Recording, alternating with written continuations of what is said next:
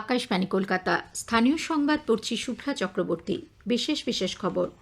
রাজ্যে করোনা সংক্রমণ বাড়লেও সুস্থতার হার জাতীয় হারকে ছাপিয়ে 87.90% পৌঁছেছে। রাজ্যে উৎসবের দিনগুলিতে সংক্রমণ কমাতে কড়া বিধিনিষেধের আবেদন জানিয়ে চিকিৎসকদের যৌথ মঞ্চ রাজ্য সরকারকে চিঠি দিয়েছে। কলকাতা হাইকোর্ট দরিদ্র পুরোহিতদের আর্থিক সহায়তা দানের বিষয়ে রাজ্য সরকারকে হলফনামা পেশ করতে বলেছে। এ রাজ্যে ওষুধের উৎপাদন বাড়াতে সরকার পশ্চিমাঞ্চলে একটি মেডিসিনাল হাব তৈরির পরিকল্পনা করেছে। পুজোর সময় শহরের হোটেল, রেস্তোরাঁ এবং রাস্তার ধারে স্টলগুলিতে খাবারের গুণমান পরীক্ষা করতে কলকাতা পুরসভা অভিযান চালাবে। আবুধাবিতে আজ আইপিএলের ম্যাচে কলকাতা নাইট রাইডার্স কিংস 11 পাঞ্জাবের মুখোমুখি হবে। রাজ্যে 24 ঘণ্টায় আরও 3069 জন সুস্থ হয়ে ওঠায় রাজ্যে করোনা জয়ীর সংখ্যা বেড়ে হয়েছে 2,52,806। আরোগ্যের হার বেড়ে হয়েছে 87.90%, যা জাতীয় হারের থেকে বেশি। এদিকে দৈনিক করোনা সংক্রমণ ক্রমশ বাড়ছে। গত 24 ঘণ্টায় রেকর্ড সংখ্যক 3,573 জন করোনা আক্রান্ত হওয়ায় সংক্রমিতের সংখ্যা বেড়ে হয়েছে 2,87,603। এই সময় করোনা আক্রান্ত হয়ে আরও 62 জনের মৃত্যু হয়েছে। এর মধ্যে কলকাতা ও উত্তর 24 পরগনার 13 জন করে রয়েছেন। এই নিয়ে রাজ্যে করোনা আক্রান্তের মৃতের সংখ্যা বেড়ে হল 5,501। প্রবীণ অভিনেতা সৌমিত্র চট্টোপাধ্যায়ের অবস্থা সংকটজনক। তার শারীরিক অবস্থার অবনতি হওয়ায় গতরাতে তাকে আইটিইউতে সরানো হয়েছে। গত 6 অক্টোবর করোনা আক্রান্ত এই প্রবীণ অভিনেতাকে বেলভিউ নার্সিংহোমে ভর্তি করা হয়। নীতি আয়োগের সদস্য ভিকে পল বলেছেন, কোভিড-19-এর বিরুদ্ধে লড়াইয়ে আগামী 3 মাস অত্যন্ত গুরুত্বপূর্ণ। এই সময় বিভিন্ন ধর্ম ও অঞ্চলের উৎসব শুরু হয়ে যাচ্ছে। নিজেদের সুরক্ষিত রাখার একমাত্র উপায় হল প্রধানমন্ত্রীর ঘোষণা মতো মাস্ক পরা, দূরত্ব বজায় রাখা এবং বারবার হাত ধোয়া, এই 3 সূত্র। করোনা সংক্রমণ প্রতিরোধে প্রধানমন্ত্রী সকলকে ঠিকমতো মাস্ক পরা, দূরত্ব বজায় রাখা এবং হাত ধোয়ার পাশাপাশি যে জন আন্দোলনের সূচনা করেছেন তারই অঙ্গ হিসেবে অভিনেতা রঞ্জিত মল্লিক আকাশবাণীর মাধ্যমে এই বার্তা দিয়েছেন। সময়টা ভালো তো যাচ্ছে না, সারা পৃথিবীতে খুবই খারাপ অবস্থা। নিজেকে সেফ সাইডে রাখতে গেলে গোটা 2-3টে নিয়ম অবশ্যই মানতে হবে। একটা মাস্ক পরা অবশ্যই, আর একটা দূরত্ব বজায় রাখা সেটা, আর বারবার হাত ধোয়া। একটু কেয়ারফুল তো অবশ্যই হতে হবে। এইটুকু কেয়ারফুল হলে লাইফটা অনেকটা প্রোটেক্টেড থাকে। তো এইটাই আমার অনুরোধ সকলকার কাছে। এই সময় যে দুর্গাপুজো আসছে, তো ভিড় ভাড় অনেকটা হবে। যতটা পারবে নিজেকে সাবধানে সামলে রাখতে হবে। পুরুলিয়ায় কাপড়ের দোকান এবং শপিং মলের কর্মচারীদের কোভিড পরীক্ষা শুরু করেছে পুরুলিয়া জেলা প্রশাসন। গতকাল স্বাস্থ্যকর্মীরা পুরুলিয়ার কাপড়গুলিতেও বহু মানুষের কোভিড পরীক্ষার জন্য নমুনা সংগ্রহ করেন। উৎসবের দিনগুলিতে রাজ্যের করোনা সংক্রমণের হার কমাতে কড়া বিধিনিষেধ জারি করার আবেদন জানিয়ে চিকিৎসকদের যৌথ মঞ্চ রাজ্য সরকারকে চিঠি দিয়েছে।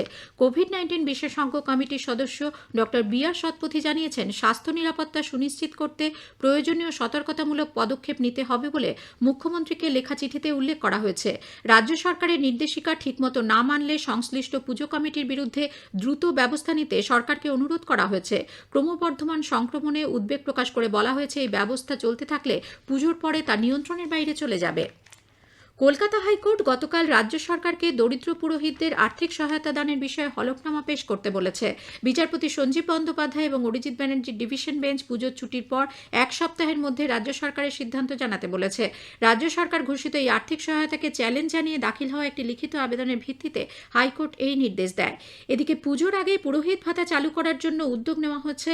এই ভাতা চালু করার বিস্তারিত প্রক্রিয়া স্থির করতে আজ মুখ্য সচিব আলাপন বন্দ্যোপাধ্যায় সব জেলা শাসকদের সঙ্গে বৈঠকে বসবেন। ভাতার পাশাপাশি বাংলা আবাস যোজনা প্রকল্পে আবেদন জমা দেওয়ার পূর্ণাঙ্গ গাইডলাইনও এই বৈঠকে স্থির করা হবে বলে নবান্ন সূত্রে জানা গেছে। উল্লেখ্য, প্রাথমিকভাবে 18,000 পুরোহিত এই প্রকল্পের আওতায় আসবেন।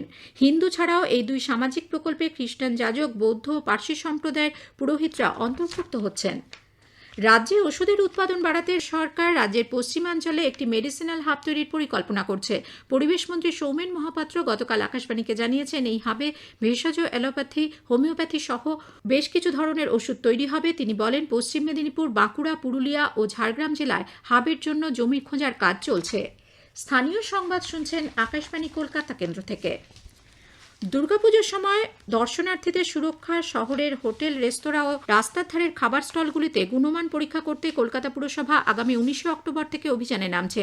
অভিযান চলবে 30 অক্টোবর পর্যন্ত। পুর প্রশাসক বোর্ডের সদস্য অতীন ঘোষ গতকাল সাংবাদিকদের বলেন, এবছর কোভিড পরিস্থিতিজনিত কারণে হোটেল, রেস্তোরাঁগুলিতে অন্যান্য বছরের মতো ভিড় না হওয়ার সম্ভাবনা বেশি। ফলে আগের দিনে রান্না করা খাবার মজুত করে রেখে পরের দিন সেই বাসি খাবার পরিবেশন করার চেষ্টা করতে পারে অসাধু ব্যবসায়ীরা। এই প্রবণতা বন্ধ করতে খাদ্য সুরক্ষা দপ্তরকে নজরদারি করার নির্দেশ দেওয়া হয়েছে। কলকাতা পুরসভা শহরবাসীর সুবিধার্থে আগামী বৃহস্পতিবার থেকে শহরের সব পার্ক পূর্ণ সময়ের জন্য খুলে দিচ্ছে। উদ্যান বিভাগের তরফ থেকে জানানো হয়েছে, রাজ্য সরকারের অনুমতিতেই পার্কগুলি খুলে দেওয়া হচ্ছে। তবে পার্কে যারা আসবেন তাদের স্বাস্থ্যবিধি মেনে চলার জন্য আবেদন করা হবে।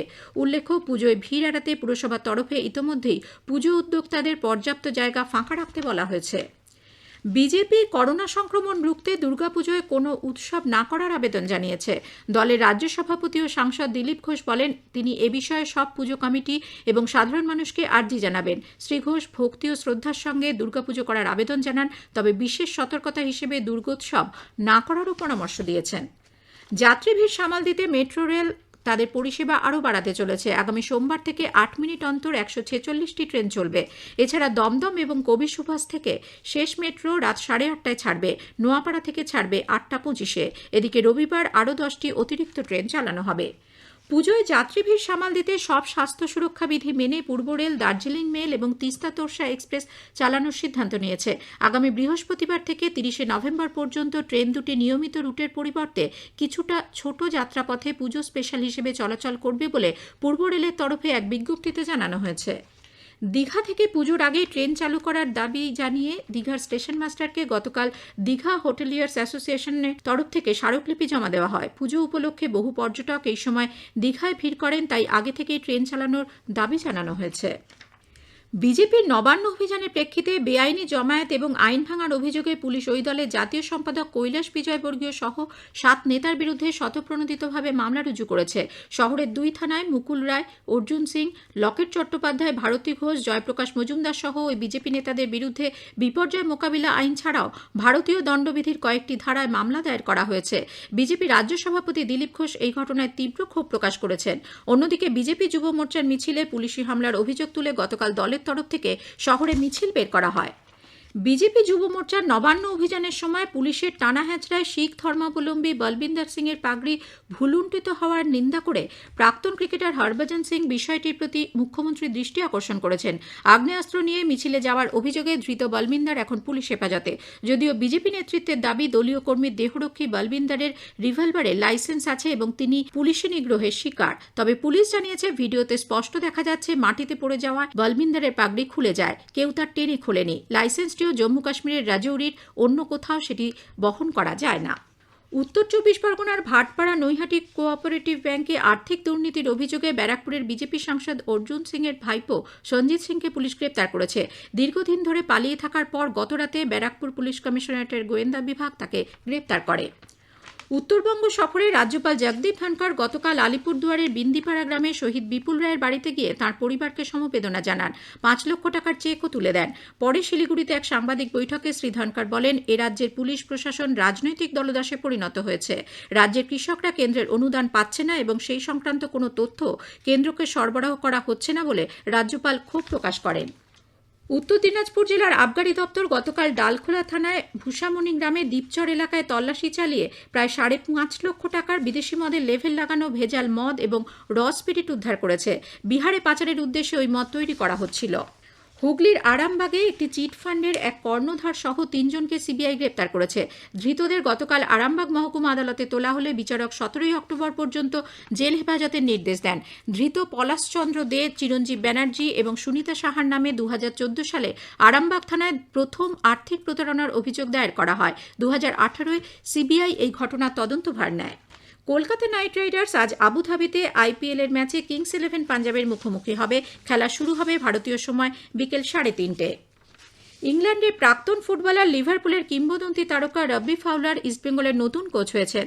তার সঙ্গে 2 বছরের চুক্তি হয়েছে। শেষ করার আগে খবরের বিশেষ অংশ আরেকবার। রাজ্যে করোনা সংক্রমণ বাড়লেও সুস্থতার হার জাতীয় হারকে ছাপিয়ে 87.90% পৌঁছেছে। রাজ্যে ওষুধের উৎপাদন বাড়াতে সরকার পশ্চিমাঞ্চলে একটি মেডিসিনাল হাব তৈরির পরিকল্পনা করছে। করোনা সংক্রমণ প্রতিরোধে মাস্ক পরুন ও ঠিকভাবে পরুন, 2 গজ দূরে থাকুন, নিরাপদ দূরত্ব বজায় রাখুন, হাত ও মুখ পরিষ্কার পরিচ্ছন্ন রাখুন। স্থানীয় সংবাদ শেষ হলো, এরপর খবর 9:15 মিনিটে।